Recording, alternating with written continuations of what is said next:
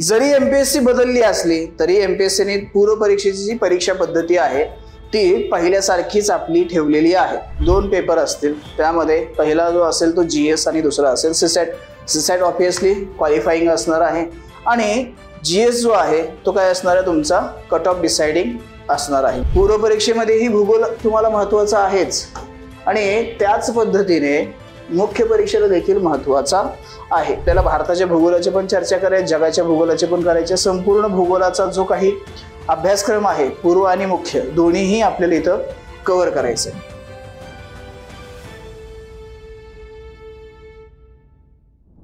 सर्वांचं स्वागत आहे the officer your personal mentor या आपल्या आगळ्या वेगळ्या प्लॅटफॉर्म वरती म्हणूया आपण। ओके, आपण क्लास तर आहोतच, पण क्लास आपण थोडंसं वेगळ्या पद्धतीचे आहोत, तुम्हाला हे माहितीच असेल। सो वेगळे पण तुम्हाला ते लक्षात येईलच की काय असतं। तर आजचा आपला विषय जो आहे तो म्हणजे तयारी भूगोल विषयाची आणि याचा संदर्भ असेल तो म्हणजे यूपीएससी आणि एमपीएससी। आत्ताचा जो काही एमपीएससीने नवीन पॅटर्न स्वीकारलेला आहे त्याच्यानुसार होऊ घातलेली ही पहिली एक्झाम 2025 मध्ये होते आणि आपण 2026च्या उद्देशाने इथं एकत्र आलेलो आहोत। ओके, आणि यामध्ये आपल्याला भूगोल विषयाची तयारी कशा पद्धतीने करता येईल, एक्झॅक्टली आपल्याला काय काय करणं इथं अपेक्षित आहे, या सर्व गोष्टींचा आढावा घ्यायचा आहे। सो करायची सुरुवात। काही तुमचे प्रश्न असतील, काही शंका असतील तर बिनधास्तपणे विचारू शकता, आपण त्याला नक्कीच उत्तर देऊ। सो सर्वप्रथम काय आहे सर, सर्वप्रथम काही दिसत नाही, 2 भुळे दिसतात, एक ब्लॅक आणि ब्ल्यू, तीच तर खरी मजा। इथं भूगोल विषयाच्या संदर्भात जर आपण विचार केला तर पूर्व आणि मुख्य अशा 2 भागांमध्ये आपण याला विभागू शकतो। सरळ सरळ 2 भाग केलेले आहेत, एक आहे पूर्व परीक्षा आणि एक आहे मुख्य परीक्षा। पूर्व परीक्षेच्या संदर्भामध्ये पहिलाच हायलाइट करून ठेवतो काही गोष्टी। इथं जर तुम्ही विचारात घेतलं, पूर्व परीक्षेचा जो काही परीक्षा पद्धती आहे ती कशी आहे, ऑब्जेक्टिव्ह आहे। जे नवीन मित्र आहेत त्यांच्यासाठी म्हणून सांगतोय, किंवा याला आपण बहुपर्यायी म्हणूया। बहुपर्यायी म्हणजे लक्षात येईल, बहुपर्यायी आहे। आणि इथं मुख्य परीक्षा ही कशी आहे तर वर्णनात्मक इथं असलेली आपल्याला ही पाहायला मिळते, म्हणजेच काय डिस्क्रिप्टिव्ह नेचरची आहे। इथलं वेटेज जे आहे याचं मुख्य परीक्षेमध्ये असणारं भूगोलाचं वेटेज ते नेहमी बदलत राहतं, त्यामुळे आपण याला इथं ब्लँकच ठेवूया। परंतु पूर्व परीक्षेमध्ये जे भूगोलाचं वेटेज आहे ते फिक्स आहे। जरी एमपीएससी बदलली असली तरी एमपीएससीने पूर्व परीक्षेची जी परीक्षा पद्धती आहे ती पहिल्यासारखीच आपली ठेवलेली आहे। पूर्व परीक्षा 2 पेपर असतील, त्यामध्ये पहिला जो असेल तो जीएस आणि दुसरा असेल सीसॅट। सीसॅट ऑब्वियसली क्वालिफाईंग असणार आहे आणि जीएस जो आहे तो काय असणार आहे, तुमचा कट ऑफ डिसाइडिंग असणार आहे, म्हणजे त्याचे जे स्कोर होईल तो काय केला जाणार आहे तर तुमच्या मुख्य परीक्षेसाठी कन्सिडर केला जाणार आहे। इथं 15 प्रश्न हे फिक्स आहेत, 15 प्रश्न हे फिक्स आहेत, म्हणजे पूर्व परीक्षेमध्ये ही भूगोल तुम्हाला महत्त्वाचा आहेच आणि त्याच पद्धतीने मुख्य परीक्षेला देखील महत्त्वाचा आहे। आता इथलं वेटेज पण पाहायचं आहे आपल्याला, पाठीमागच्या पेपरचा आढावाही घ्यायचा आहे, PYQ ज्याला आपण म्हणतो त्याचाही आढावा घ्यायचा आहे, तेही आपल्याला इथं लक्षात घ्यायचं आहे। महाराष्ट्र विषय संदर्भ करावा लागेल, एनसीईआरटी बुकचं पण सांगा नक्कीच प्रकाश, त्याची अजिबात काळजी करायची नाही।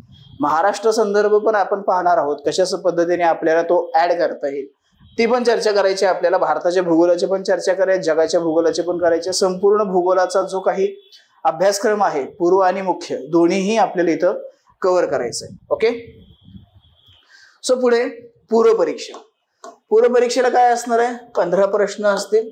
15 प्रश्नामध्ये जगाचा भूगोल ही असणार आहे, जगाचा भूगोल, त्यानंतर भारताचा भूगोल ही असेल, भारताचा भूगोल।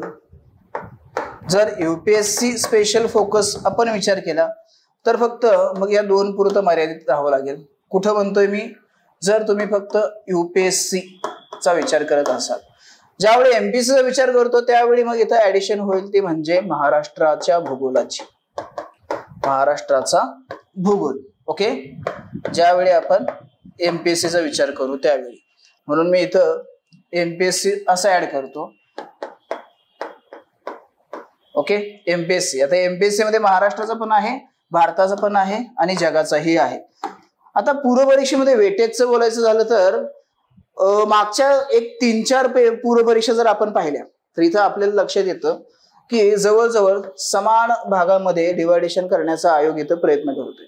म्हणजे पूर्वी महाराष्ट्राच्या भूगोलाला 13 पासूनच जर आपण अनालिसिस पाहिलं तर आपल्याला असं लक्षात येतं की काय होतंय, पूर्वी महाराष्ट्राच्या भूगोला काही वेटेज नव्हतं, भारतालाही कमीच होतं पण जगाला जास्त होतं.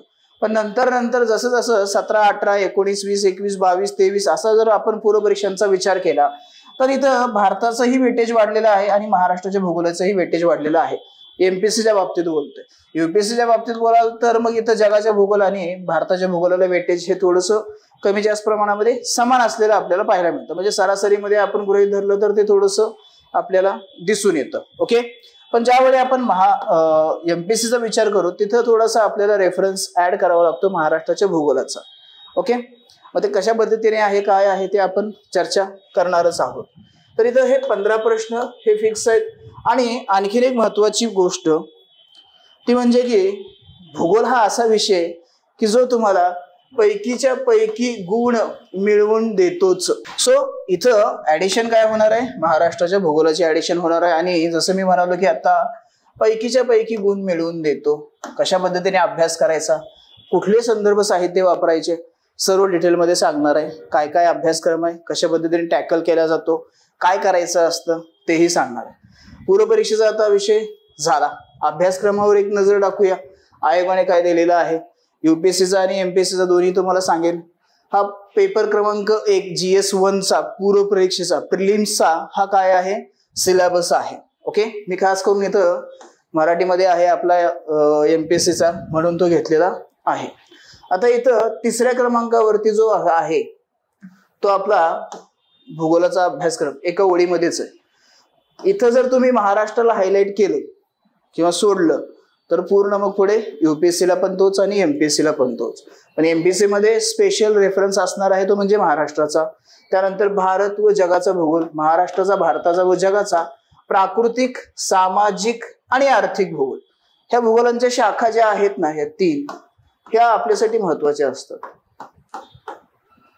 हे आपल्याला सांगतं सरळ सरळ की तुम्ही काय करणं अपेक्षित आहे. जगाचा प्राकृतिक, त्यानंतर भारताचा प्राकृतिक आणि महाराष्ट्राचा प्राकृतिक, त्यानंतर सामाजिक जगाचा, भारताचा, महाराष्ट्राचा आणि आर्थिक जगाचा, भारताचा आणि महाराष्ट्राचा, दोन्ही करायचे.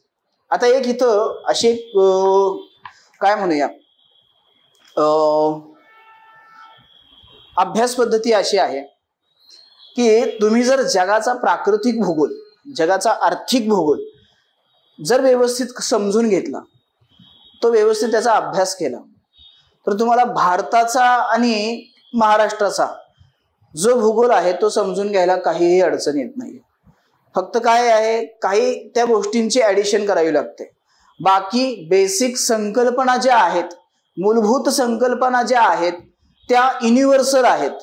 त्या काय आहेत, युनिव्हर्सल आहेत. त्या काही बदलत नाहीत, त्या बदलतही नाहीत, बदलणारही नाहीत आणि पुढे कित्येक वर्ष त्या बदलण्याची शक्यताही नाहीये. म्हणजे ज्या संकल्पना आहेत त्या कशा आहेत, युनिव्हर्सल आहेत. आलं लक्षात?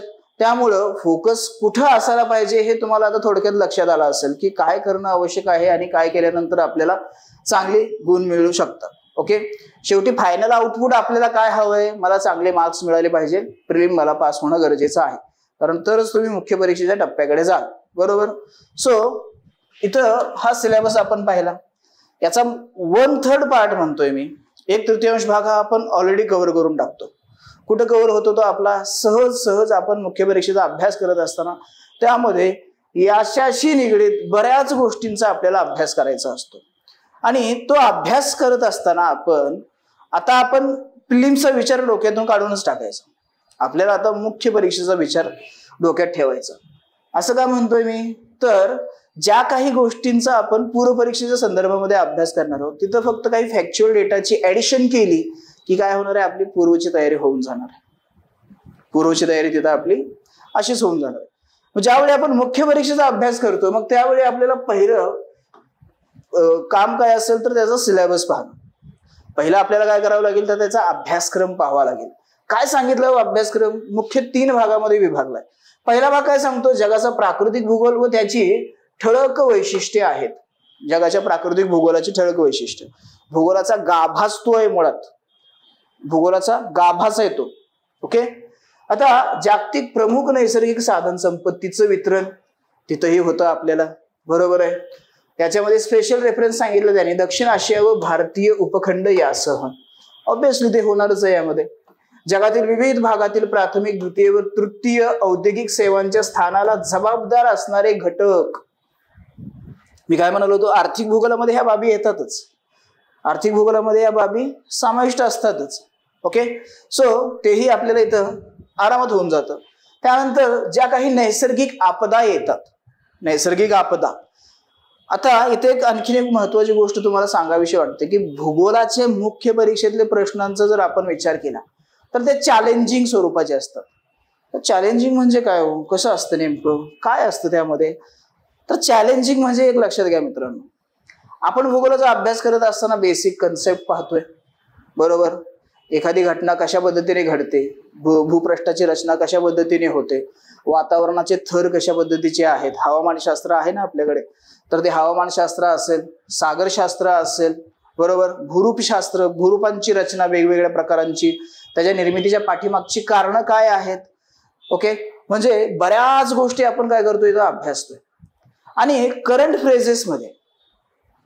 फ्रेजेसमध्ये ज्या काही नैसर्गिक आपदा येतील, भूगोलाशी निगडीत ज्या काही घटना घडतील, तर तुम्हाला प्रश्न त्याच्याशी कनेक्ट असणारे, त्याच्यावरती आधारित असणारे अशा स्वरूपाचे प्रश्न येतात. म्हणून मी यांना चॅलेंजिंग म्हणतो. मग चॅलेंजिंग मध्ये प्रश्नांचं स्वरूप काय असेल तर तिथं तुम्हाला त्याच्याशी निगडीत बेसिक कन्सेप्ट तुम्हाला माहिती असणं गरजेचं आहे. जसं की आता उदाहरण घेऊया, भूकंप आहे, सुनामी आहे, सुनामीची निर्मिती झाली, समजा अनिष्ट असं काहीतरी घडलं. मी म्हणतोय अनिष्ट, सुनामी येणं काही चांगली बाब नाहीये, कारण ते आल्यानंतर आर्थिक नुकसान होतं ते भरून काढू, पण जी जीवितहानी होते ती भरून काढता येत नाही. परंतु घटना घडतात, निसर्ग आहे शेवटी, निसर्ग आपल्या दोन्ही बाजू दाखवतो, एक चांगलीही दाखवतो, वाईटही दाखवतो. ज्यावेळी वाईट वरती उतरतो त्यावेळी मग सुनामी असेल, ज्वालामुखी असेल, भूकंप असेल, अशा नैसर्गिक आपदा आपल्याला पाहायला मिळतात, किंवा चक्रीवादळ, अशा महत्वाच्या घटना आपल्याला इथं पाहायला मिळतात. त्याच्या पाठीमागचं मेकॅनिझम आपण शिकलेलं असतं, परंतु त्याचा कनेक्शन आणि ह्याचं कनेक्शन कशा पद्धतीने आहे, मग ते बेसिक कन्सेप्ट आपल्याला आपल्या उत्तरामध्ये सांगावी लागते, बरोबर. आणि त्याच्यानंतर मग ती घडलेली घटना, मग ते करंटचं जे आपलं अभ्यास आहे तो याच्यासोबत काय करायचा असतो, मॅच करायचा असतो आणि आपलं उत्तर लिहायचं असतं. हेच असतं, त्याच्यापेक्षा वेगळं असं काही नाही. म्हणून याला मी चॅलेंजिंगच म्हणतो तरीही परत. ओके. त्यानंतर पुढे अशा महत्वाच्या भूप्राकृतिक घटना असतील, भौगोलिक वैशिष्ट्ये असतात, त्यांचं स्थान असतं, महत्वाची भौगोलिक वैशिष्ट्य जसे की जलाशय, हिमनद्या यांच्यासह, तसेच वनस्पती आणि प्राणी यांच्यातील बदल व अशा बदलांचा होणारा परिणाम. आता भूगोल हे असा अभ्यास विषय आहे की ज्याचा संबंध सर्व विषयांसोबत येतो, बरोबर. सो मग ते वेगवेगळ्या ठिकाणी आपल्याला कामी पडतात. त्याचे कन्सेप्ट आपण शिकतो किंवा भूगोलाचा जो अभ्यास करतो तो लॉजिकली आपल्याला वेगवेगळ्या ठिकाणी काय होतो, कामी पडतो. ओके. त्याच्या अगोदर थोडंसं मुख्य परीक्षेतलं वेटेज पाहूया. साधारणपणे मी 17 पासूनचं जे भूगोलाचं वेटेज आहे ते इथं घेतलेलं आहे 17च्या मुख्य परीक्षेला, आणि हे युपीएससीचं आहे. टोटल हे युपीएससीचं आहे, कारण नवीन बदललेल्या पॅटर्न प्रमाणे एमपीएससीची एकही परीक्षा झालेली नाहीये. आणि एमपीएससीने ॲज इट इज कॉमा, मात्रा, उकार, वेलांटी सगळं काही काय केलेलं आहे, युपीएससीचं ॲज इट इज कॉपी केलेलं आहे. फक्त एमपीएससीने कष्ट हेच घेतलेत की त्यामध्ये विशेष संदर्भासह महाराष्ट्र एवढा ऍड केलेला आहे. सो त्यालाही वेटेज असणार आहे, नाही असं नाहीये, त्याला वगळून चालणार नाहीये. ओके. सो तेही आपल्याला पाहावंच लागणार आहे. पण आता युपीएससीचा जर विचार केला आणि त्यामध्ये असणाऱ्या भूगोलाच्या वेटेजचा जर विचार केला तर तिथं 2017 मध्ये आपल्याला 105 गुणांसाठी भूगोलावरती प्रश्न आले होते. त्यानंतर 2018 मध्ये 100 गुणांसाठी प्रश्न आले होते. 2019 मध्ये परत 100 गुणांसाठी प्रश्न, 2020 मध्ये 100 गुणांसाठी, त्यानंतर 2021 95 गुणांसाठी, 2022 परत 95, 2023 परत हे 100 झालं. आता जी 2024 ची मुख्य परीक्षा झाली त्या परीक्षेमध्ये थोडंसं वेटेज कमी झालेलं आपल्याला पाहायला मिळतं. ते 75 गुणांसाठी आहे.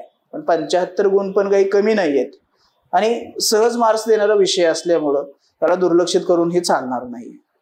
पूर्वसाठी हा महत्वाचा आहे, त्याच पद्धतीने मुख्यसाठी हा महत्वाचा आहे. आणि अभ्यास कसा आहे, साधा सिंपल आहे, खूप काही मोठा सिलेबस पण नाहीये. सहज म्हणजे इंटरेस्टिंग अशा गोष्टी आपल्याला इथे शिकायला मिळतात. म्हणून जरी आपण याचा अभ्यास केला तरी आपल्याला मार्क्स मिळून जातात. खूप काही जास्त डोकं लावायची ही गरज नाहीये. बऱ्याच विद्यार्थी मित्रांना असं वाटतं की अरे हा टेक्निकल विषय, काय टेक्निक आहे यामध्ये, तुम्हाला काही फॉर्म्युला वापरायचे, काही आकडेमोड करायचे, काय करायचंय, काही करायचं नाहीये. फक्त काय त्या घटना भूगोलामध्ये ना एक का नावाचा प्रश्न आहे, तो नेहमी सोबत घेऊन चालत राहायचं. का पाऊस जून मध्येच का येतो, का येतो पाऊस जून मध्ये, मग काय करायचं, मान्सूनचं मेकॅनिझम समजून घ्यायचं. बरोबर आहे. भूकंप का होतो, का, परत काय आला, का आला. मग भूकंपाचं मेकॅनिझम समजून घ्यायचं की कशामुळे भूकंप येतो. बरोबर आहे. किंवा वातावरणाच्या थरांची रचना ही अशाच पद्धतीची का आहे, परत का, मग त्याचं मेकॅनिझम समजून घ्यायचं. म्हणजे अशा फक्त काय करायचं, त्याच्या पाठीमागचं जे मेकॅनिझम आहे, ती घटना कशी घडते ते फक्त आपल्याला जाणून घ्यायचं, वेगळं असं काहीच नाही. आणि आहे ना इंटरेस्टिंग, मान्सून का येतो या कालखंडामध्ये, कशामुळे येतो, माहिती करून घ्यायला आवडेलच ना आपल्याला. भूकंप का होतो माहिती करून घ्यायला आवडेलच ना आपल्याला. काय आहे असं काही की न आवडणार आहे, वातावरणाच्या थराची रचना अशीच का आहे, आवडणार नाही का. सागर तळाची रचना कशी आहे, सागरांचे प्रवाह कसे वाहतात, आवडेल ना हे समजून घ्यायला. म्हणजे इंटरेस्टिंग आहे ना. टेक्निकल काय आहे याच्यामध्ये, काहीच नाहीये. आणि साध्या सिंपल अशा गोष्टी आहेत की जे लहान मुलाला जरी सांगितलं की हे असं असतं बघ, ते लगेच त्याच्या लक्षात ठेव म्हणायची पण गरज नाही, सहज लक्षात राहील त्याच्या. अशा साध्या कन्सेप्ट आहे तिथं. खूप काही रॉकेट सायन्स वगैरे नाही आहे. तुम्हाला काही रॉकेट बनवायचं आणि हवेत उडवायचं आहे असं पण काही नाहीये. आलं लक्षात. सो वेटेज, मग इथं थोडंसं वेटेज कमी झालं पण ठीक आहे, मान्य आहे. पण सरासरी जर आपण काढली या सर्व 8 वर्षाच्या वेटेजची जर सरासरी काढली तर ती साधारणपणे आपल्याला 96.25 समथिंग काहीतरी आपल्याला मिळून जाते. म्हणजे जवळजवळ आपण याला राऊंड फिगर करूया 100. म्हणजे 100 एवढं तर वेटेज आहे. पेपर 1 मध्ये आपल्या भूगोलाचं वेटेज काही कमी आहे का, नाही आहे.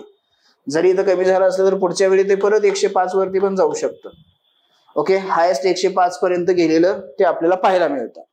सो बेफिकीर, नो टेन्शन. खूप काही अवघड अभ्यासक्रम आहे असं पण नाहीये. साधा सिंपल गोष्टी आहेत. काय आहे ते पण मी तुम्हाला आता पुढे सांगत राहणार आहे. आता मगाशी म्हणालो तसं भूगोलाचा इतर विषयाशी संबंध येतो.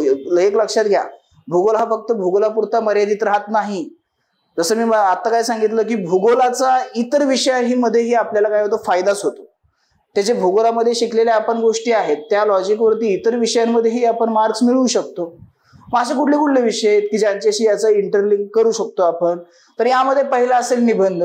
सर काय हो, निबंधामध्ये कसं काय भूगोल येणार आहे, येणार ना. समजा निबंधच असा विषय असे आला की ज्याच्यामध्ये भूगोलाचे कन्सेप्ट तुम्हाला तिथं मांडू शकताय तुम्ही.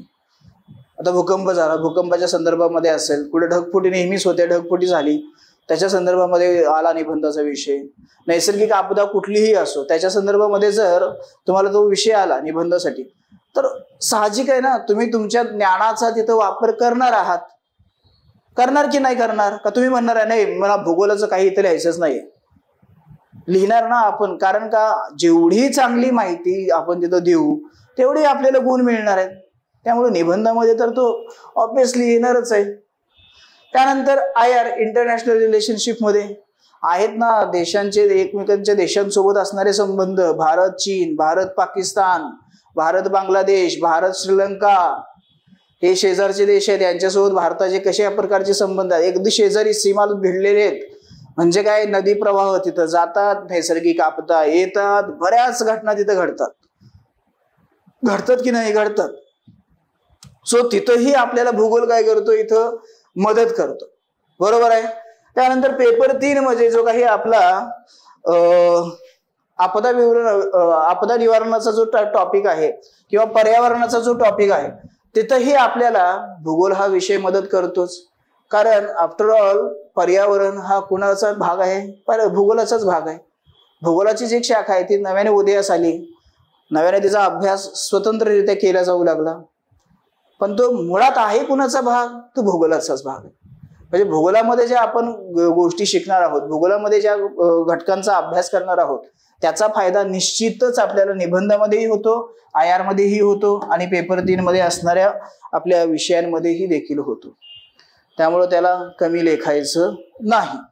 जरी तो तिथं तुम्हाला 75-100 साठी दिसत असेल तर लक्षात घ्या मित्रांनो, तो पुढे तुम्हाला म्हणजे सर्वसाधारण आपण असं गृहीत धरूया की 400 गुणांच्या तयारीमध्ये तो तुम्हाला हातभार लावतोच आहे. स्वतंत्रपणे त्याचे 100 आणि इतर 200-300 इतरही ठिकाणी ते लागू पडतं. ते कसं लागू पडतं, आपण भूगोलाचा अभ्यास करत असताना मॅप रिडिंग शिवाय आपण अभ्यास करत नाही. ज्या ज्या ठिकाणी म्हणण्यापेक्षा प्रत्येक ठिकाणी आपण डायग्राम असो, तिथले नकाशे असो, या सर्वांना सोबत घेऊनच अभ्यास करतो.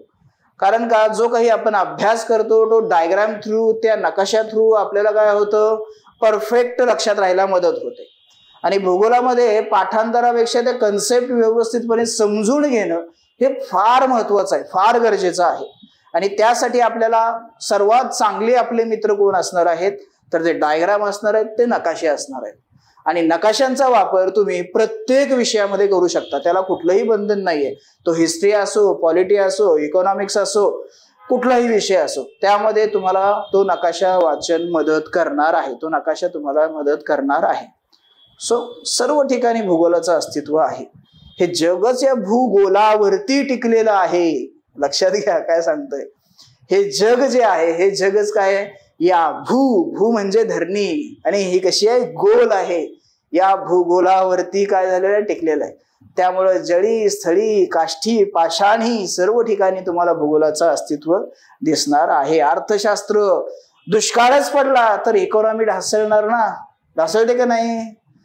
त्यामुळे सरकार घाबरतो, दुष्काळ पडू नये, दुष्काळ पडू नये, पाऊस पडू दे, पाऊस पडू दे, पूर येऊ दे चालेल, पण पाऊस पडू दे असं म्हणतं सरकार. का म्हणतं, मला माहितीये दुष्काळ पडला, पाऊस जर नाही पडला तर अख्खी इकॉनॉमी कोलॅप्स होते. म्हणजे अर्थशास्त्रासोबत संबंध आहे की नाही आहे. अशा बऱ्याच विषयासोबत संबंध आहे. संबंध थोडाच येत नाही. म्हणून तर म्हणतो भूगोल कुठे टिकलंय, सगळं इथंच टिकलंय, याच्यावरतीच टिकलेलं आहे. संबंध येतो. ओके. त्यानंतर भूगोल विषयातील मुख्य घटक. भूगोल विषयातील मुख्य घटक. आता आपल्यापैकी बऱ्याच विद्यार्थी मित्रांना प्रश्न पडला असेल की हातात काहीतरी दिसतंय बाबा, काय दिसतंय सांगा बरं, काय असेल हे. हा आपला रोड मॅप आहे. काय हा रोड मॅप आहे. काय आहे हे, PYQ आहेत. आपण याला सोबत घेऊनच अभ्यास करतो. हे नेहमी सोबतच, म्हणजे मीच नाहीये, आपले जेवढे काही शिक्षक आहेत ते यालाच फॉलो करतात, याला सोबत घेतात आणि मगच आपण अभ्यास करतो, मगच आपण अध्यापन पण करतो. अध्ययन तुम्ही करणार, अध्यापन आम्ही करणार. सो आपण ह्या गोष्टी यांच्या सोबतच करतो. म्हणजे सर्वात महत्वाचं आपल्यासाठी PYQ असणार आहेत. आता यावर्षी आपली पहिली मुख्य परीक्षा होईल राज्यसेवेची, पण त्याच्या अगोदर आपल्याला मार्गदर्शक कोण असणार आहेत, तर आपले हे PYQ UPSCचे. आणि याच्यामध्येही आता जे आपले विद्यार्थी मित्र आहेत त्यांना माहितीच आहे, डेली त्या त्या टॉपिक वरती आलेले PYQ आपण त्यांच्याकडे लिहून घेतो आणि डेली त्या प्रश्नांवरती चर्चा करतो. त्या प्रश्नाचं उत्तर कसं असायला हवं, कसं अपेक्षित आहे, त्यावरती देखील चर्चा करतो. सर्व गोष्टी, म्हणजे असं नाहीये की पहिला सगळा अभ्यासक्रम शिकून घ्यायचा आणि नंतर म्हणायचं जा बाबा आता तू लिहित बस, बघ PYQ कुठं कसं कुणाचा संदर्भ जोडता येतो, काय करता येतं, हे आता लक्षात येतं. ओके. आता बरेच याच्यामध्ये पण परत विभाग केलेले असतात, जगाचा प्राकृतिक, त्यानंतर भारताचा मानवी, आर्थिक, सामाजिक, सर्व भूगोलाचं म्हणजे इथं काय केलेलं आहे, वर्गीकरण केलेलं आहे. त्या पद्धतीने मग त्याशी रिलेट करणारे टॉपिक इंटरलिंक कसे होतात ते देखील आता इथं आपण चर्चात्मक पद्धतीने लिहून घेऊन क्रिटिकल फीडबॅक, काय असायला पाहिजे काय नसायला पाहिजे, सर्व गोष्टी आपण इथं करतो. त्यामुळे मगाचपासून हे हातात होतं. मलाही सोडू वाटत नाही, तुम्हीही याला सोडायचं नाही. म्हणजे मी शिकवतो म्हणून मी सोडून दिलं असं नाही, मला तर हे खूप गरजेचं आहे, तसं तुम्हालाही ते गरजेचं आहे. त्यामुळे याला कधी सोडायचं नाही, म्हणून ते हातातच घेऊन फिरत होतो. पण ते सोबत असलं पाहिजे. ओके, थोडा वेळ हात बाजूला ठेवतो, म्हणजे दाखवण्यासाठी नाही, कधीही बघा तुम्ही, त्याच्याशिवाय आपलं भागतच नाही.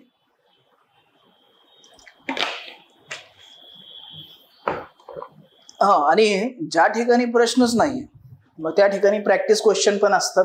त्या टॉपिक वरती कन्सिडर केलं जातं की मागे असा प्रश्न येऊन गेला तर पुढे कशा स्वरूपाचा प्रश्न येऊ शकतो, ते देखील इथं कन्सिडर केलं जातं. ओके, आता मुख्य घटकांकडे जाऊया. कोणकोणते मुख्य घटक असणार आहेत इथं त्यांचाही विचार करूया. सर्वप्रथम प्राकृतिक भूगोल असेल, त्यानंतर मानवी भूगोल असेल, त्यानंतर भारताचा भूगोल असेल आणि मग महाराष्ट्राचा भूगोल असणार. या मुख्य घटकांचा इथं आपल्याला काय करायचा, अभ्यास करायचा. ज्यावेळी आपण प्राकृतिक भूगोलामध्ये जातो, हा सर्वात महत्वाचा IMP म्हणतो मी याला, कारण जे काही बेसिक आहे ना ते सर्वात महत्वाचं इथं मिळतं आपल्याला. भूरूप म्हणजे अगदी इथं पृथ्वीच्या निर्मितीपासून सुरुवात होते. पृथ्वीची जी निर्मिती आहे त्या निर्मितीपासून इथं सुरुवात होते. कारण मूळ इथं आहे ना, कारक कोण आहे, या इथं आहे. कोण आहे, पृथ्वीची निर्मिती. पृथ्वीची निर्मिती झाली की तिथपासूनच काय झाली, भूगोलाला सुरुवात झाली. किंबहुना असं म्हणा की त्याच्या अगोदर ही पासून, म्हणजे उत्क्रांती, या सूर्यमालेची जी निर्मिती आहे, त्या थेरी, ते सिद्धांत, त्याच्यावरती ही एक ओझरती नजर टाकायची.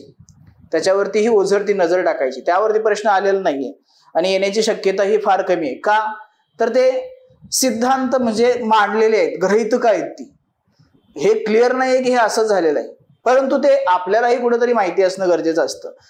आता बऱ्याच ठिकाणी असं होतं की नको, काय गरजेचं आहे ते, त्यावरती प्रश्न आलेला नाही, काय उगाच त्या डोक्यात घालून घ्यायच्या त्या गोष्टी. पण एक क्युरियोसिटी असते कुठल्याही बाबतीची की अरे हे घडत कसं असेल. एक साधं उदाहरण सांगतो, सर्वांचा आवडता खेळ क्रिकेट. आता त्या क्रिकेटची आपण प्रगती पाहत आलो की कशा पद्धतीने प्रगती होत गेली, कशा पद्धतीने त्याच्यामध्ये हायटेक टेक्नॉलॉजीचा वापर केला जातो, बरोबर आहे. मग कुठेतरी आपल्याला ते क्रिकेट पाहत असताना वाटतं ना की रे आताच तर बॉल टाकला होता, एवढा फास्ट लगे रिकॅप कसं काय घेतला, थर्ड अंपायर कसं काय डिसिजन घेतो, एवढे कॅमेरे कसे मॅनेज केले जातात, कुठे तर क्युरियोसिटी असते ना, आपण शोधण्याचा प्रयत्न करतो ना की कशा पद्धतीने हे सगळं चालतं. मग ज्यावेळी एखाद्या भूगोल या मोठ्या अशा विषयाचा आपण अभ्यास करतो, त्यावेळी डिरेक्टली जर तुम्हाला भूरूपाकडेच घेऊन गेलो तर कुठेतरी मनामध्ये क्युरियोसिटी राहते ना की अरे बाबा हे आलं कुठून आलं, ही सूर्यमाला कुठून अस्तित्वात आली, हा सूर्य असाच काय आहे, पृथ्वीवरच जीवन काय आहे, इतर ग्रहांवरती का नाहीये, कशी निर्मिती झाली, क्युरियोसिटी आहे ना. आणि ही क्युरियोसिटी, हा किंतु परंतु मनामध्ये राहायला नको. म्हणून सुरुवात बेसिक पासून हळूहळू स्टेप बाय स्टेप सगळ्या गोष्टी शिकत जायच्या, कारण बऱ्याच गोष्टी आपल्याला तिथं आपल्याला सहाय्य करतात. आता पृथ्वीची निर्मिती झाली की त्यानंतर पृथ्वीचा अंतरंग येतं. मग इथं कळायला लागतं की अरे इथं पण तुम्हाला मग PYQ मी दाखवतो की याचा जर तुम्ही अभ्यास व्यवस्थित केला तर पुढे आलेला जो काही प्रश्न होता त्याचं उत्तर आपण व्यवस्थित लिहू शकतो.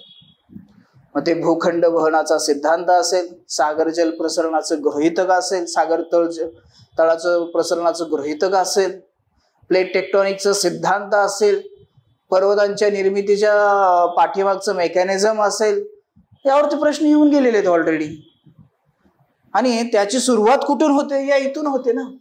ते माहिती असणं गरजेचं आहे, ते तुम्हाला अभ्यासावंच लागणार आहे.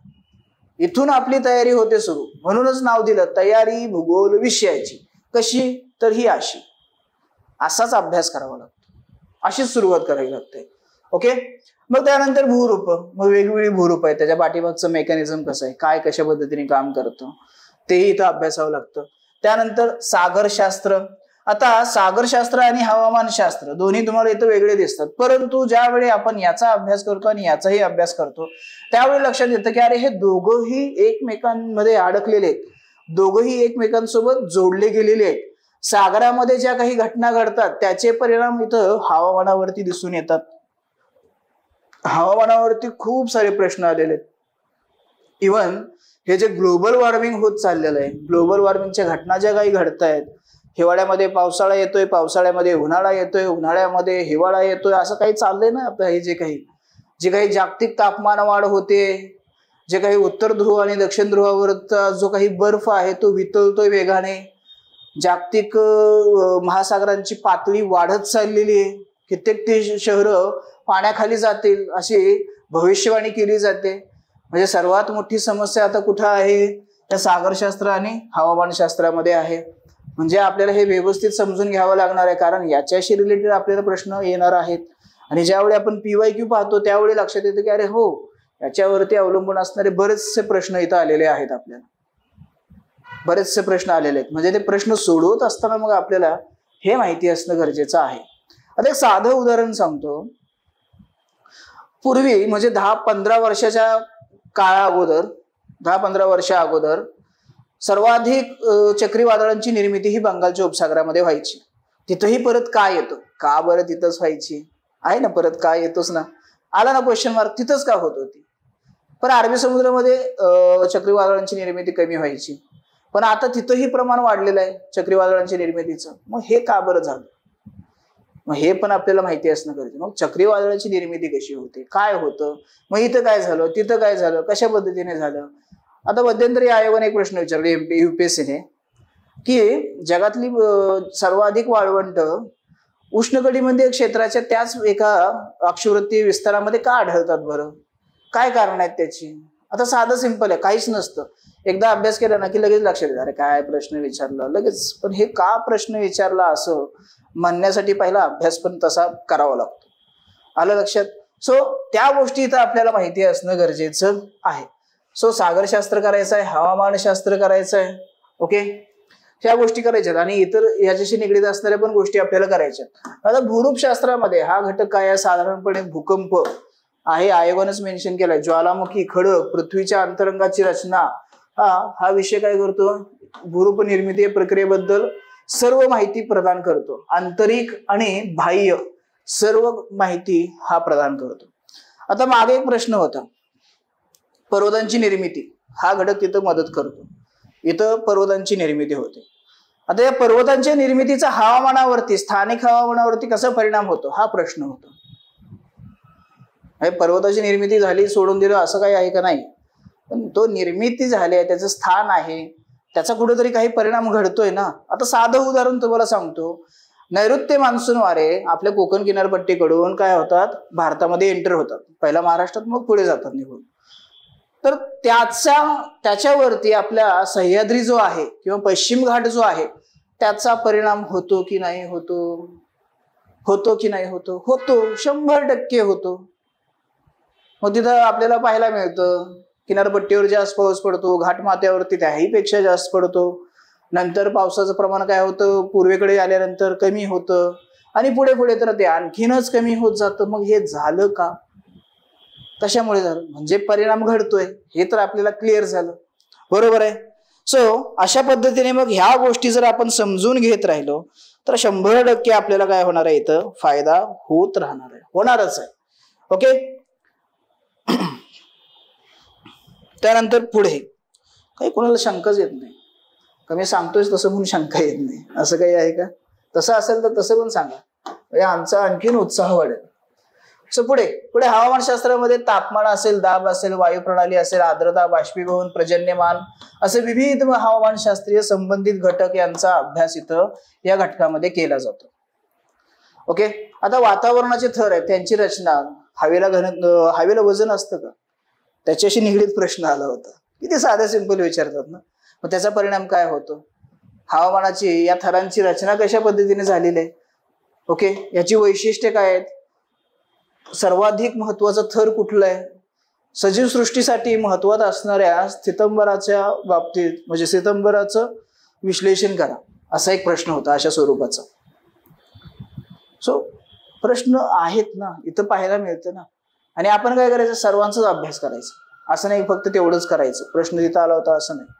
याचा परत याच्याशी रिलेटेड असणाऱ्या इतर घटकांचाही अभ्यास करायचा, कारण अभ्यास परिपूर्ण असला पाहिजे. एकाच तिथं कन्सेप्ट वरती अडकून बसायचं नाही, त्याच्याशी अवतीभोवती रिलेट असणाऱ्या सर्व कन्सेप्ट आपल्याला शिकून घ्यायच्यात. इंटरलिंक कसं करायचं तेही शिकून घ्यायचंय, कारण काय याचा आणि आता पर्वत निर्माणकारी गोष्टींचा तिथं काही संबंध होता का, पण तिथं याचा त्याच्यावरती परिणाम हा होतोच. सर्व एकमेकांमध्ये कसं आहे, ते धाग्यात धागे अडकल्यासारखे आहेत. हे सगळ्यात काय आपण म्हणतो ना, आतड्यात गुतड्यात गुतड्यात आतड्यात, तसं काम आहे. सगळे एकमेकांमध्ये अडकलेले आहेत. ओके. त्यानंतर पुढे सागरी भूगोल किंवा याला सागरशास्त्र आपण म्हणतो. यामध्ये आपल्याला समुद्राचं तापमान असेल, क्षारता असेल, घनता असेल, ओके, ह्या घटकांचा अभ्यास करायचा. त्याचबरोबर भरती, सागरी प्रवाह आणि महासागराच्या ज्या लाटा आहेत, या सर्व गोष्टी आपल्याला इथं विचारात घ्यायच्या. लाटांची निर्मिती कशी होते, सागरी प्रवाह कशा पद्धतीने निर्माण होतात, त्यांची वाहण्याची दिशा काय आहे, बरं ते नुसते वाहतात का नाही, वाहत असताना त्यांच्यामुळे तिथल्या स्थानिक हवामानावरती परिणाम घडून येतो. मग तो सकारात्मक आहे की नकारात्मक आहे, फायदेशीर आहे की नुकसानकारक आहे. बरोबर.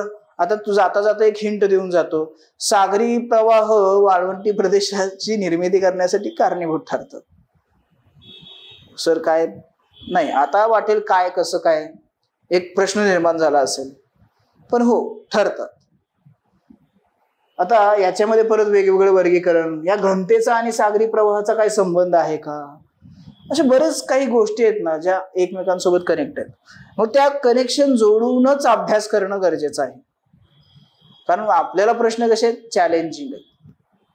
सो सरळ धोपट मार्गाने जायचं आणि घनता म्हणजे असं असतं, घनता एवढी असते, घनता ते चालत नाही, तसं करायचं नाही. तसं केलं की मग काय होतं, आपलंच नुकसान होतं. इथं लक्षात. सो त्या पद्धतीने ते करायचं नाही आणि त्या पद्धतीने आपण करतही नाही.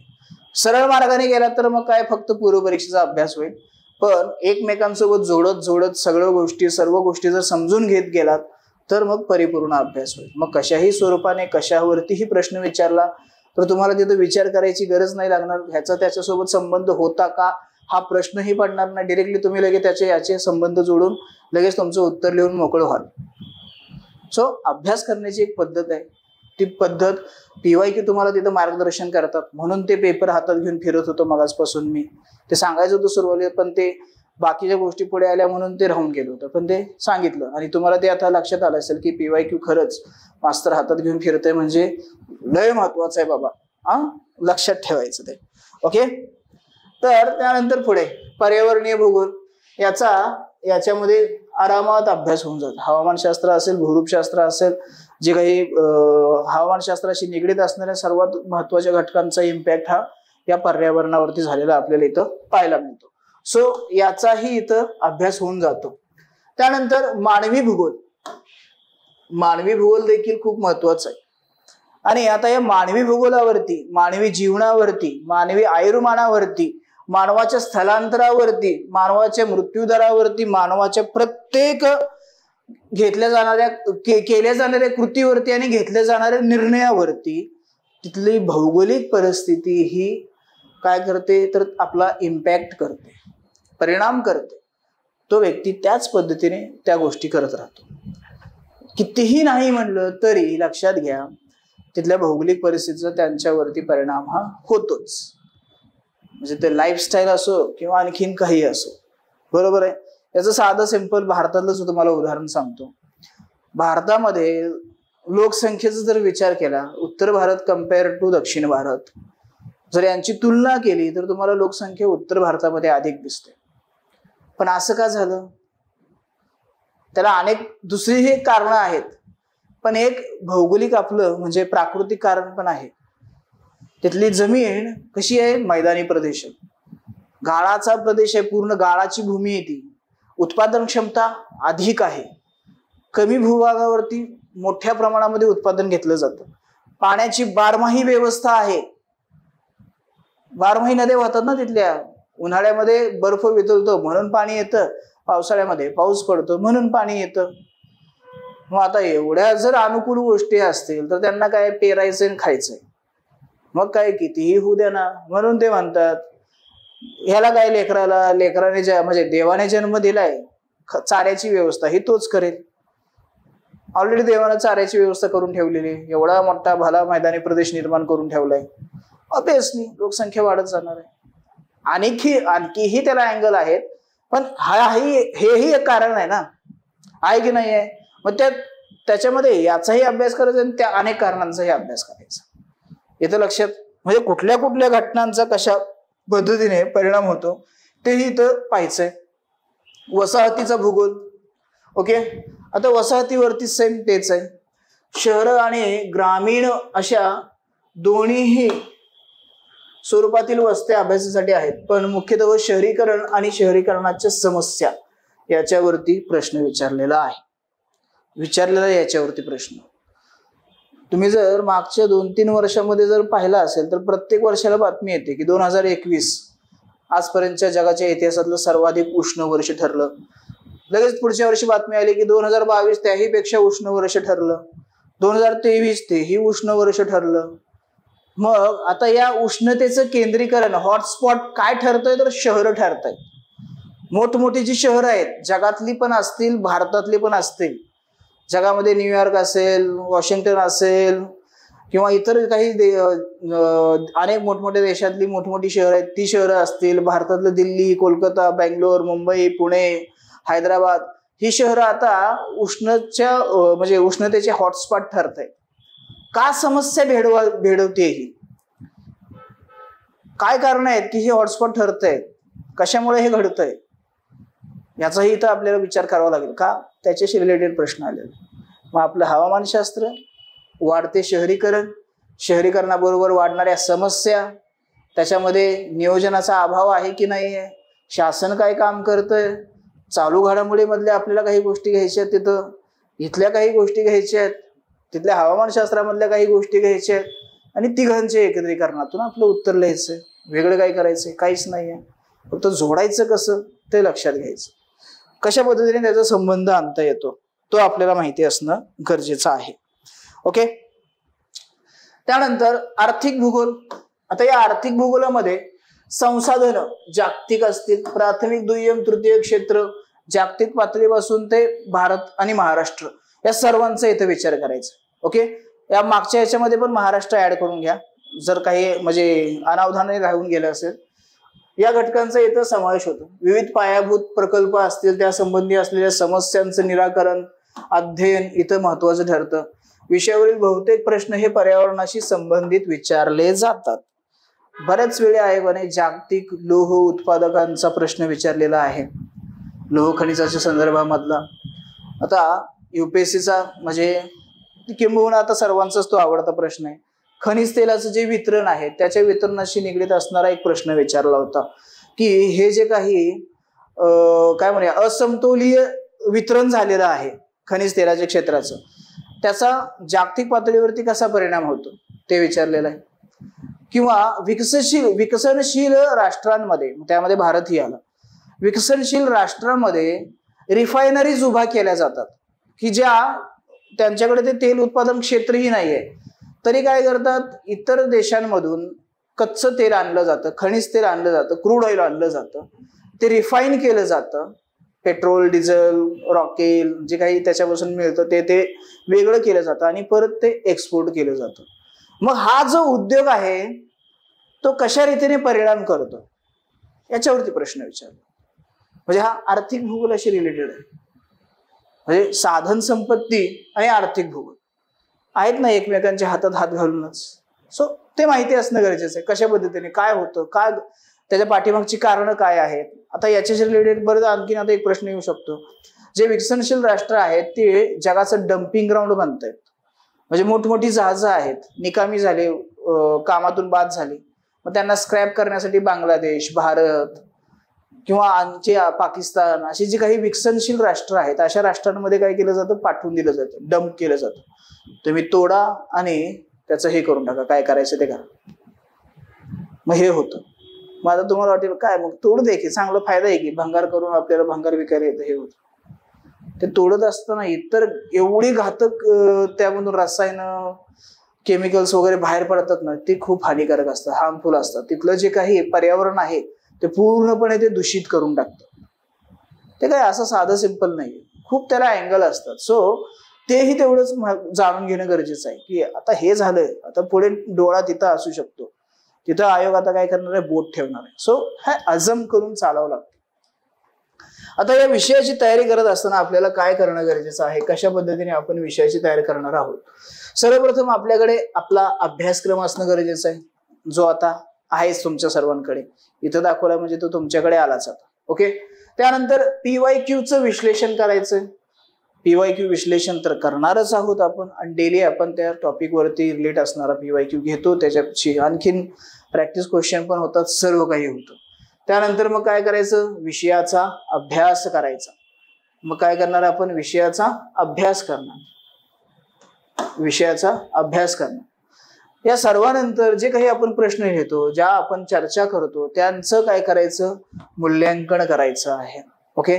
त्यानंतर दिलेल्या अभिप्रायावरती काय करायचंय, तर काम करायचं आहे.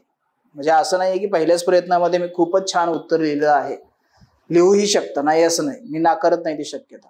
आणि लिहिलं तर माझ्यापेक्षा किंवा आपल्या इतर शिक्षकांपेक्षा जास्त आनंद कुणालाच होणार नाही, कारण आम्हालाच चांगलं वाटेल की अरे नाही खरंच की मी खूप चांगल्या पद्धतीने उत्तर लिहिलं.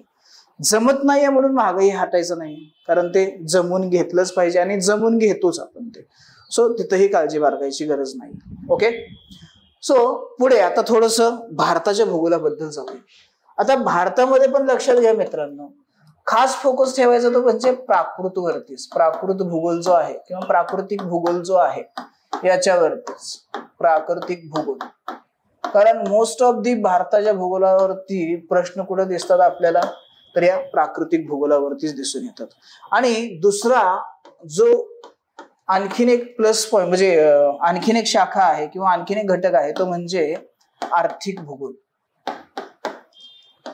सो इथं आपल्याला खास फोकस ठेवायचा, कारण मोस्ट ऑफ दी प्रश्न या इथंच कव्हर होतात, मोस्ट ऑफ दी प्रश्न या इथंच आलेले आहेत. मग एवढंच करायचं का, नाही हो, आणखीन खूप गोष्टी करायच्या आहेत. नदी प्रणाली आहे. ओके. त्यानंतर जे काही वाहतूक व्यवस्था, शहरीकरण,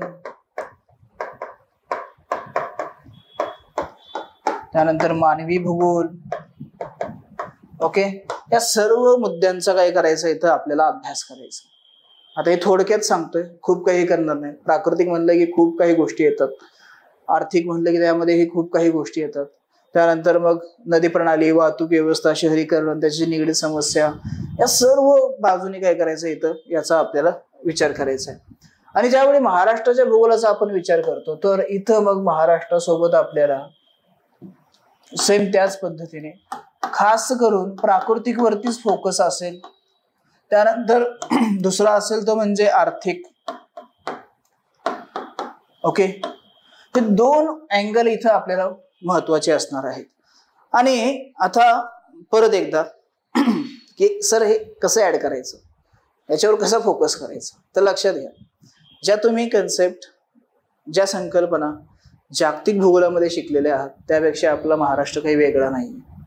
महाराष्ट्रामध्ये देखील जागतिक पातळीवरती घडलेल्या घटना इथंही घडलेल्या आहेत. फक्त काय आहे, ते उदाहरण किंवा ती कन्सेप्ट राहील जागतिक पातळीवरची, आणि तिथं स्पेशल रेफरन्स ऍड करावा लागेल, तो म्हणजे आपल्या महाराष्ट्राच्या भूगोलाचा, त्या ठिकाणाचा, त्यांचा तिथं आपल्याला उल्लेख करावा लागेल. तिथं ती घटना कशा पद्धतीने घडली ती सांगावी लागेल.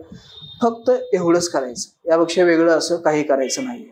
इथंही लोकसंख्या करायची आहे, मानवी भूगोल इथंही करायचं आहे. ओके. परंतु महाराष्ट्रही करायचा, भारतही करायचा, आणि हे पण भारत करत असताना आणि जग करत असताना महाराष्ट्र ऑटोमॅटिक होऊन जातो. पण जिथं जिथं बोट ठेवायचं ना, की हे महाराष्ट्राच्या दृष्टिकोनातून तुम्ही लक्षात ठेवा. आता महाराष्ट्रात पूर येतो का नाही, येतो ना पूर. आता एक माझाच व्हिडिओ आहे, स्पेशल महाराष्ट्राचा भूगोलाचा रेफरन्स कसा म्हणजे वापरला जातो, 1 तास 1.5 तासाचा तो व्हिडिओ आहे, तुम्ही ते पाहू शकता. पण आता थोडक्यात तुम्हाला एक उदाहरण देऊन ते पटवून देतो. पूर जगात सर्व ठिकाणी येतात, पण पूर येणारं क्षेत्र हे वेगवेगळ्या पद्धतीने काय केलं जातं, दाखवलं जातं की पूर जास्त म्हणजे जास्तीत जास्त पूर येण्याची शक्यता कुठे आहे, तर भारतामध्ये जर विचार केला, उत्तर भारतामध्ये. जागतिक पातळीवरती अमेरिकेत पण येतो, चीनमध्ये येतो, पाकिस्तानमध्ये पण येतो, अनेक देशांमध्ये पूर येतो. पण भारताचा जर आपण विचार केला तर भारतामध्ये पूर प्रवण क्षेत्र कुठं आहे तर उत्तर भारतामध्ये असलेलं आपल्याला पाहायला मिळतं. मग दक्षिण भारतामध्ये पूर येण्याचं प्रमाण कुठं आहे जास्त तर महाराष्ट्रात. महाराष्ट्रात कुठे येतो मुंबईमध्ये येतो. येतो का नाही खरं सांगायचं येतो. कारण काय आहेत मानव निर्मित आहेत. म्हणजे जागतिक पातळीवरती पुराचा जेवढे अभ्यास करतो तीच कारण इथं मुंबईमध्ये पण लागू पडतो. दुसरा पूर येणारा भाग कुठं आहे पश्चिम महाराष्ट्रामध्ये. कुठं पश्चिम महाराष्ट्रामध्ये सांगली कोल्हापूरचा भाग. या भागामध्ये पूर येतो का नाही येतो. काय कारण आहे जे जागतिक पातळीवरती तीच कारण आहे. वेगळं काही आहे का नाहीये. नदीच्या पात्रामध्ये अतिक्रमण केलं जातं हो केलं जातं. नदीच्या पात्रामध्ये राडारोडा टाकला जातो हो टाकला जातो. नदीचं पात्र अरुंद केलेलं आहे हो केलेलं आहे. हीच कारण आहेत ना. फक्त उल्लेख काय करायचा आहे कृष्णा नदी करायचा आहे सांगली करायचं आहे कोल्हापूर करायचं आहे. मग त्याच्यावरती काय समस्या म्हणजे समस्या काय आहेत त्याचं निवारण कशा पद्धतीने केलं जातं याच गोष्टी काय करायच्या तिथं आपल्याला ऍड करून घ्यायच्यात. झालं स्पेशल रेफरन्स विथ महाराष्ट्र. आता एक उदाहरण दिलं आणखीन उदाहरणं तुम्ही तिथं पाहू शकता. अनेक मुद्द्यांवर मी चर्चा केलेली आहे. सो मग अशाच पद्धतीने आपल्याला काय करायचं महाराष्ट्र तिथं ऍड करायचं. याच्यापेक्षा वेगळं काही करायचं का नाही. काही वेगळं करायची इथं गरज नाहीये. ओके. आता महाराष्ट्राचा भूगोलही झाला. आता जाऊया थोडस संदर्भ साहित्याकडे. काय वाचावं लागेल बरं काय काय वाचायचंय आणि कसं वाचायचं. पहिला सुरुवात करायची स्टेट बोर्ड पासून 6वी ते 12वी. त्यानंतर NCERT. आता बऱ्याच आपल्या विद्यार्थी मित्रांना सर NCERT इंग्लिशमध्ये येते हो. मी तर मराठी माध्यमाचा विचार करतोय. मराठी माध्यम निवडण्याचा मी विचार केलेला आहे. मग त्याच्याबद्दल काय करू मी सर. आता इथं दोन आपल्याकडे चॉईस आहेत. एक म्हणजे सेल्फ तुम्ही काय करा हे दोन्हीही वाचा. स्टेट बोर्ड वाचा आणि NCERT वाचा. नसेल तर लक्षात घ्या मग इथं आणखीन एक चॉईस आहे. आपल्याकडे ऑलरेडी फाउंडेशनचा कोर्स आहे. फाउंडेशनचा इथं कोर्स आहे की ज्यामध्ये स्टेट बोर्ड आणि NCERT दोन्ही कव्हर केलेले आहेत. ते आपण त्याच्या पॅरललीच जातो. कसं जातो उद्या मी समजा काय करणार आहे आता पृथ्वीच्या अंतरंगाबद्दल शिकवणार आहे रेफरन्स मधलं किंवा रेफरन्स बद्दल मी बोलणार आहे त्याच्या. सो मग आपण काय करायचंय आदल्या दिवशी 1-2 दिवस अगोदर तुम्हाला ते एक इंडेक्स आलेली असते अनुक्रमणिका आलेली असते की स्टेट बोर्ड मध्ये हे लेक्चर करायचंय आणि NCERT मध्ये हे लेक्चर करायचंय. दोन्ही लेक्चर आपल्याला काय करायचे पॅरलली करायचे. ज्यावेळी आपण बेसिक ऑलरेडी क्लिअर झालेलं असतं त्यावेळी आपण डिरेक्टली उद्या सकाळी आलं की लेक्चर सुरू होतं पृथ्वीचं अंतरंग. मग मी काय करतो डिरेक्टली ज्या बेसिक कन्सेप्ट आहेत ते तुम्हाला ऑलरेडी माहिती आहेत हे समजून मग पुढे ज्या ऍडव्हान्स कन्सेप्ट आहेत त्याच तुम्हाला मग त्यावरती चर्चा त्यावरती काही प्रश्नांचं स्वरूप त्यावरती आलेले मग त्यावरती चर्चा सर्व गोष्टी तिथं होत जातात. ओके. सो मग त्या पद्धतीने ते आपण करू शकतो. म्हणजे इंग्लिशमध्ये NCERT म्हणून वाचायचे नाहीत असं आहे का तर नाही. वाचावे तर लागणारच आहेत. कारण का जेवढी माहिती तुम्हाला स्टेट बोर्ड मध्ये मिळणार आहे त्याहून अधिकची माहिती तुम्हाला NCERT मध्ये मिळणार आहे. त्यामुळं स्टेट बोर्ड ही ऑप्शनला ठेवता येत नाहीत आणि NCERT ही ऑप्शनला ठेवता येत नाही. जर तुम्ही इंग्लिश मिडियम मधून करत असाल तर वेल अँड गुड काही अडचण नाहीये. पण ज्यावेळी आपण मराठी माध्यमातून जर मुख्य परीक्षेची तयारी करत असो उत्तर लिहिण्याचा विचार करत असो तर त्यावेळी आपल्याला त्या भाषेच्या म्हणजे त्या विषयाच्या भाषेवरती कमांड असणं पण गरजेचं असतं. सो ती भाषा आपलीशी करण्यासाठी तुम्हाला स्टेट बोर्ड हे खूप चांगल्या पद्धतीने मदत करतात. त्यामुळं स्टेट बोर्ड आणि NCERT वाचणं मस्ट आहे म्हणजे आहे. नसेल वाचायचं तर मग त्याला एक पर्याय आहे पण तरीही काही गोष्टी तुम्हाला वाचाव्या लागतील. मग ते काय सॉर्टेड केलेल्या गोष्टी आहेत तेवढ्याच फक्त वाचून घ्यायच्या. ओके.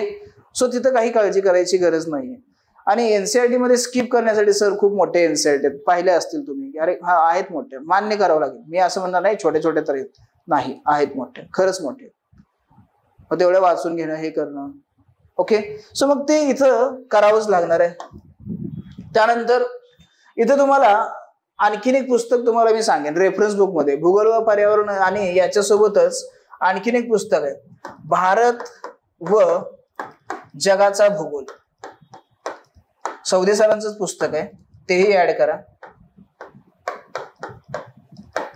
तेही ऍड करा. इथं GS1 म्हणून आहे पुस्तक ते घेऊ शकता किंवा हे घेऊ शकता. दोन्ही पुस्तकांचं मी तुम्हाला हे सांगतो की काय आहे दोन्हीमध्ये वेगळं पण असं काय आहे. यामध्ये तुम्हाला भारत म्हणजे महाराष्ट्राचा रेफरन्स मिळतो. ओके, यामध्ये तुम्हाला महाराष्ट्राचा रेफरन्स मिळत नाही, पण थोडीशी अधिक माहिती इथं तुम्हाला मिळते. यामध्ये थोडीशी माहिती कमी मिळते, थोडीशी कमी मिळते, जास्त काही कमी मिळत नाही. पण लक्षात घ्या, जिथं कमी तिथं आपण आहोत. ओके, आपण म्हणजे मी पण आहे, तुम्ही पण आहे. मी असं म्हणणार नाही जिथं कमी तिथं आम्ही आहोत, तसं करायचं नाही, कधीच करायचं नाही. कारण का कुठेही मलाही तुमची म्हणजे गरज भासू शकते, तुमच्या मदतीची आवश्यकता लागू शकते. सो तुम्ही तिथं तत्पर असणं गरजेचं आहे. तुम्ही मग इथं भारत व जगाचा भूगोल GS1 हाही घेऊ शकता किंवा हेही घेऊ शकता. आणखीन तुम्हाला आणखीन पुस्तकाची जर आवश्यकता वाटली, नोट्स तर आपल्या आहेतच, त्या परिपूर्ण आहेतच, मी तुम्हाला ते आताच सांगतो. परंतु तुम्हाला जर वाटलं की नाही सर मला थोडंसं हे नको वाटतं, मी काय करतो फक्त हे घेतो, भारताचा भूगोल माजिद हुसेन सरांचा आहे, ते घेऊ शकतो. जर इंग्रजीमध्ये कुणाला हवं असेल रेफरन्स, तर certificate of physical and human geography गोची लिऑंगचं हे पुस्तक आहे, GC लिऑंग यांचं पुस्तक आहे. ते इंग्रजी माध्यमातून तयारी करणारे आपले विद्यार्थी मित्र हे पुस्तक देखील रेफरन्स म्हणून घेऊ शकतात. ओके, आता हे झाले याच्याबद्दल. आणि इतर संदर्भामध्ये आपण जर विचार केला तर योजना आणि कुरुक्षेत्र मासिक मस्ट आहेत. सो हे आपल्याला करायचंच आहे. ओके, कारण यातली माहिती बऱ्यापैकी म्हणण्यापेक्षा 100% ऑथेंटिक असते. सो आपल्याला रेफरन्स मध्ये याला ऍड करून ठेवायचं. एक मॅगझिन मिळतं, डाऊन टू अर्थ मॅगझिन, इंग्लिशमध्ये आहे. नेटवरती गुगलला सर्च केलं तर तुम्हाला ते मिळून जाईल. डाउनलोड करून तिथं ते आपल्या संदर्भामध्ये ठेवू शकता.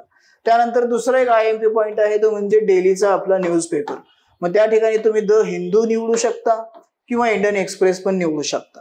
जर इंग्लिशचा थोडंसं अडचण असेल तर मग इथं आपला सर्वोत्तम असेल तो म्हणजे लोकसत्ता. डेली एक पेपर फक्त रेफर करा. आणि याच्यासोबत म्हणतोय प्लस करतोय म्हणून ऑप्शन ऑर देत नाहीये. याच्यासोबत आणखीन काय करायचं, रविवारचा जो काही रविवार सकाळ असेल आणि त्यानंतर महाराष्ट्र टाइम्स म्हणजे मटा असेल, यांच्या पुरवण्यावरती एक वेळेस नजर टाकून घ्यायची. अभ्यासिकेमध्ये ऑनलाईन सर्व तुम्हाला ते मिळतात. सो संडे स्पेशल संडे, कारण मोठमोठे चांगले लेख सर्वच याच्यामध्ये येतात, खास करून सकाळ आणि मटावरती असतं. रविवारचा लोकसत्ताचा एवढा काही कधी येतात कधी नाही. सो लोकसत्ता डेलीसाठी आणि संडेसाठी मग काय करायचं, सकाळ किंवा मटा किंवा दोन्हीच्याही पुरवण्या एक वेळेस नजर टाकून घ्यायची. कारण काही आपल्या भूगोलाशी रिलेटेड, काही इतर विषयांशी रिलेटेड, फक्त भूगोल आहे म्हणूनच करायचं असं नाहीये, इतरही विषयांमध्ये त्याची आवश्यकता आपल्याला भासते. सो ते दोन्हीही म्हणजे सर्वच विषयांसाठी ते गरजेचं आहे. त्यामुळे त्यावरती एक नजर टाकून घ्यायची. दुसरा ऑनलाईन सोर्स तुम्ही वापरू शकता. PIB ची वेबसाईट आहे, त्यावरून देखील तुम्ही करंटची तयारी करू शकता. तिथंही ऑथेंटिक माहिती तुम्हाला मिळते.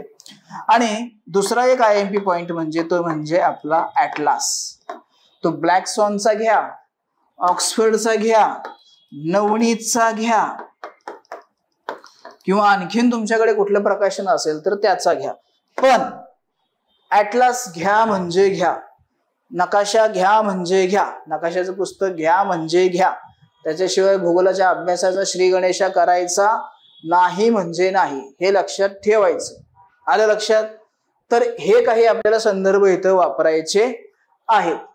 सो हे झालं आता आपल्या भूगोलाच्या तयारीबद्दल. परत जर तुम्हाला वाटलं की नाही मला इथं समस्या आहे, मला इथं थोडंसं डाऊट आहे, ऑफिसचा नंबर आहे, त्या नंबरवरती कॉल करा. इथं नंबरवरती कॉल केल्यानंतर सांगा की मला अजय सरांशी बोलायचंय, मी लगेच कॉलवरती येतो. जे काही तुमची समस्या आहे मग तिथं लगेच त्याचं सोल्युशन तुम्हाला दिलं जाईल. ओके, आणि बोलत चला, बोलायचं. आपण पर्सनल याच्यामध्ये आहोत, मेंटोरिंग मध्ये. सो निसंकोच जी मनामध्ये शंका असेल ती इथं मांडायची. 4 लोकांसमोर बोलायला नको वाटतं, हरकत नाहीये. पर्सनली मीटिंग घेऊ शकतो, पर्सनली बोलू शकतो. म्हणजे माझंच म्हणून नाहीये, इतर कोणतेही आपल्या विषयाचे शिक्षक आहेत त्यांच्याशी तुम्ही ते बोलू शकता. सो घाबरायचं नाही, बिनधास्तपणे बोलायचं. हे याचा नियम लक्षात ठेवायचा. काय आहे, वळबीर काढणार नाही. हाताचे 5 बोटं सारखी नसतात, तशी प्रत्येकाची बुद्धिमत्ता ही सारखी नसते. कुणाला काही गोष्टी पटकन समजतात, काही समजायला थोडंसं अवघड जातं, कठीण जातं.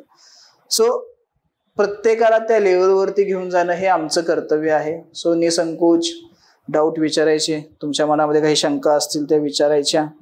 ओके, आणि हे आत्ताच म्हणून नाही, पुढे ज्यावेळी पण आपण अभ्यासक्रमाला सुरुवात करू तिथंही असेल, त्याही वेळी निसंकोच विचारायचं. कारण जोपर्यंत तुमच्या शंकेचं निरसन होणार नाही तोपर्यंत आम्हालाही ते समाधान मिळणार नाही की आम्ही जे शिकवतोय, आम्ही जे तुम्हाला सांगतोय ते तुमच्यापर्यंत पोहोचतंय. या बाबतीत आम्हाला समाधान पाहिजे असतं आणि ते समाधान कधी मिळणार आहे? जोपर्यंत तुम्हाला कुठलाही डाऊट राहणार नाही तोपर्यंत आम्हाला ते समाधान मिळणार नाही. चला, उद्या आपलं अर्थशास्त्राचं उद्या सत्तम सरांचं सेशन आहे. सो तेही जॉईन करा. तेही तुम्हाला आणखीन चांगल्या पद्धतीने आणखीन बऱ्याच गोष्टी तुम्हाला ते सांगतील. तेही तुम्हाला फायदेशीर असणार आहेत. ओके, हां, ऑफिसचा नंबर आलेला आहे, या नंबरवरती कॉल करा. ज्या काही शंका वगैरे असतील ते विचारा. चला थांबूया, मग भेटूया उद्या सेशनमध्ये. मी नसेल, सत्यम सर असतील. तोपर्यंत जय Hind. Thanks for watching. If you found this video valuable, don't forget to like, share and subscribe our channel. The Officer, your personal mentor.